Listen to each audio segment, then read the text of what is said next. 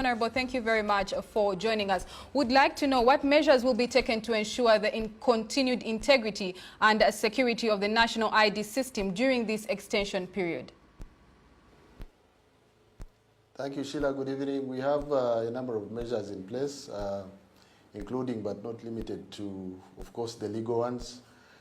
The ID is a creature of the law, so the extension too was legal, was done within the law, and it has been published in the official gazette.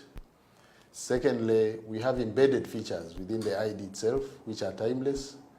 The name and the biometrics, those ones are verifiable and will be there even after this extension.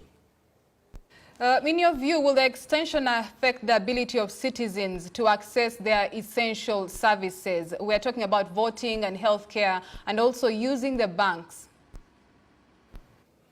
First of all, this one is a status quo maintenance measure.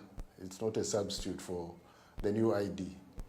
And certainly it's meant to facilitate the continued delivery of services even when the cards expire.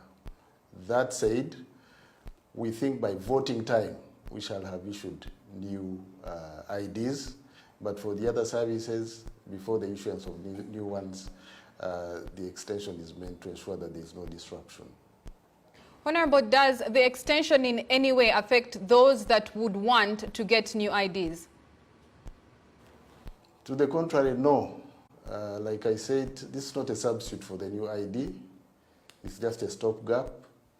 And when the time comes, the new ones will be issued and these ones will cease to operate by force of law. And what's the expected impact of the country's efforts to transition to a more modern and efficient identification system?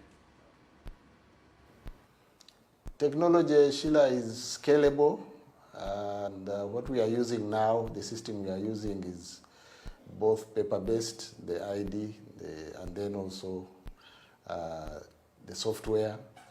But going forward, we will transition to a more advanced system, but we want a system that doesn't leave behind anyone. We want a system for all, and we have no choice but to adapt because AI is here, so it's our duty to scale up when the time comes. But for now, we will do the paper-based until such a time when everyone is able to be on the e-card, which is the ultimate, because we want to digitize government in all our operations.